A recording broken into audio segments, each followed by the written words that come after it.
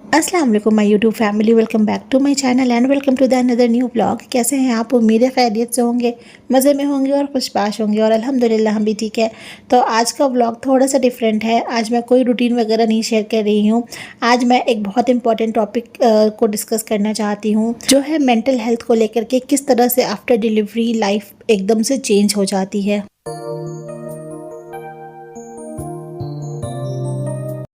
Motherhood एक बहुत प्यारी जर्नी होती है, but honestly it also comes with lots of challenges, जिसके बारे में हम बात ही नहीं करते। डिलीवरी के बाद हर कोई हमसे ये एक्सपेक्ट करता है दैट हम हमेशा खुश रहें, स्माइल करते रहें, लेकिन रियलिटी इज़ डिफरेंट। हमारी नींद का पूरी ना हो पाना, बॉडी में इतने चेंजेस होने लगते हैं, वेट गेन होने लगता है, ब्रेस्ट फीडिंग स्ट्रगल्स होने लगते हैं, बाल इतने सारे टूटने लगते हैं और इसके साथ इतनी सारी जिम्मेदारियां एक साथ बढ़ जाती है। सब मिल करके इमोशनल हेल्थ को अफेक्ट करते हैं। लोग कहते हैं जब बेबी सो जाया करे फिर साथ में तुम भी सो जाओ और अपनी नींद पूरी कर लिया करो। तो ऐसा कभी कभी पॉसिबल होता है, हर रोज़ नहीं।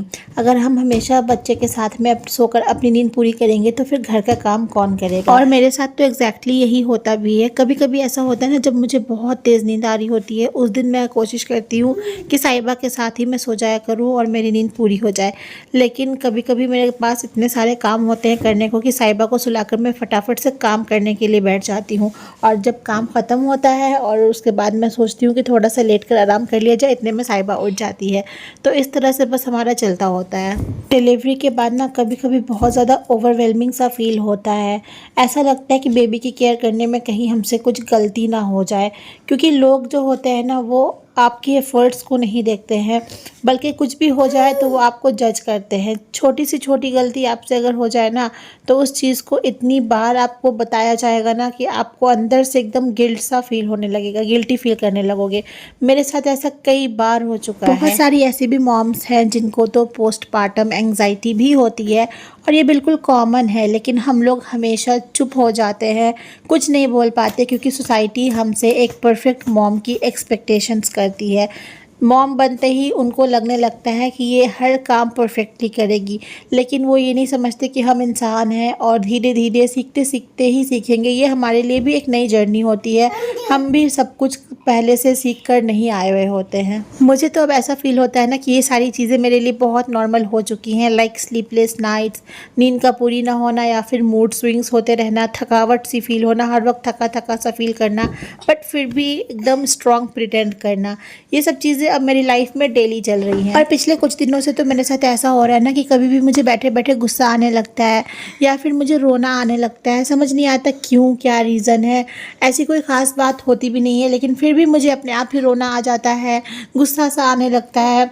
और बिना किसी वजह से मेरे हस्बैंड से लड़ाई भी हो जाती है कभी कभी तो, क्योंकि ना मैं अपनी फीलिंग्स समझा नहीं पाती हूँ उनको या शेयर नहीं कर पाती हूँ, क्योंकि मुझे खुद कुछ समझ नहीं आ रहा होता कि ऐसा मेरे साथ क्यों हो रहा है। और इन्हीं सब वजह से ना मैं पिछले कुछ दिनों से काफ़ी ज़्यादा चिड़चिड़ी होकर रह रही थी। मुझे कुछ समझ में नहीं आ रहा था कि ऐसा क्यों हो रहा है। कभी मन करता है कहीं बाहर जाओ, लॉन्ग ड्राइव पे जाओ, कभी लगता है कहीं घूम करके आओ या फिर कुछ खा करके आओ, और कभी लगता है घर में एकदम बैठे रहो अकेले, किसी से कोई बात ना करो। बस पता नहीं कुछ से कुछ हो रहा था, कुछ समझ नहीं आ रहा था।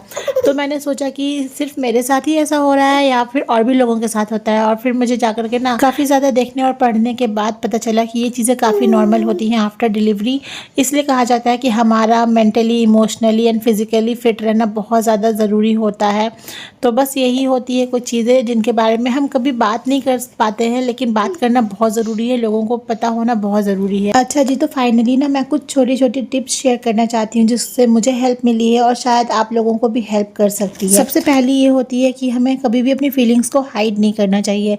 किसी न किसी के साथ ज़रूर बात करना है और उनसे शेयर करना है, फिर चाहे वो हस्बैंड हो, कोई फ्रेंड हो या फिर कोई भी क्लोज़ फैमिली मेम्बर ही क्यों ना हो। सेकेंडली, मी टाइम लेना बहुत ज़रूरी है। पूरे दिन में ज़्यादा नहीं, 10 से 15 मिनट, 20 मिनट ही सही, लेकिन खुद के लिए टाइम निकालना बहुत ज़रूरी होता है। Third and the most important thing, अपने आप को गिल्टी फील नहीं करना है। घर परफेक्ट हो या ना हो, लोगों का काम है जज करना, लोगों का काम है बोलना। आप कितना भी परफेक्शन के साथ चीज़ें करें, उनको कहीं ना कहीं खामियां नज़र आ ही जाएंगी। तो इसको लेकर के बिल्कुल भी टेंशन नहीं लेना है और जो दिल करे, जो अच्छा लगे वही करना है। और मेरी एक सबसे बड़ी ये गलती रही है ना कि मैं काम का बहुत ज़्यादा प्रेशर ले लेती हूँ। अगर घर थोड़ा सा भी गंदा रहता है तो मुझे अच्छा नहीं लगता और मैं चाहती हूँ कि चीज़ें टाइम से पहले फिनिश हो जाए, काम सारे टाइम पे ख़त्म हो जाए, जो कि इस टाइम पर बिल्कुल भी पॉसिबल नहीं होता है। अभी क्या है ना, साइबा खुद से खाने लगी है। मतलब उसको कुछ भी हम खाना खाने देते हैं ना तो वो हमारे हाथ से नहीं खाना चाहती है, वो खुद से खाना चाहती है और खाती कम गिराती ज़्यादा है। और एक जगह पे नहीं, पूरे घर में घूम घूम के वो खाती है और पूरे घर में गिराती है। तो वो एक एक्स्ट्रा काम बढ़ जाता है सफाई का। तो इस चक्कर में ना काफ़ी ज़्यादा मैस हो जाता है और इसका प्रेशर मैं ज़्यादा ले लेती हूँ, जिसकी वजह से मुझे बहुत प्रॉब्लम फेस करनी पड़ती है। तो बस मैं यही सजेस्ट करूँगी कि आप लोग इन चीज़ों को लेकर बिल्कुल भी परेशान ना हो, वरना फिर बहुत ज़्यादा टेंशन हो जाएगी। सो यार that's it for today. I hope आपको ये वीडियो पसंद आई होगी। अगर आपको ये वीडियो हेल्पफुल लगी हो तो please like, share and subscribe करना मत भूलें और कमेंट्स में अपना अपना एक्सपीरियंस ज़रूर शेयर करें ताकि इससे और भी लोगों को ज़रूर हेल्प मिले। तो बस इस व्लॉग को इधर एंड करती हूँ। अब मुलाकात होगी आपसे एक नए व्लॉग के साथ। तब तक अपना बहुत सारा ख्याल रखिए, हमें दुआओं में शामिल रखिए। अल्लाह हाफिज़।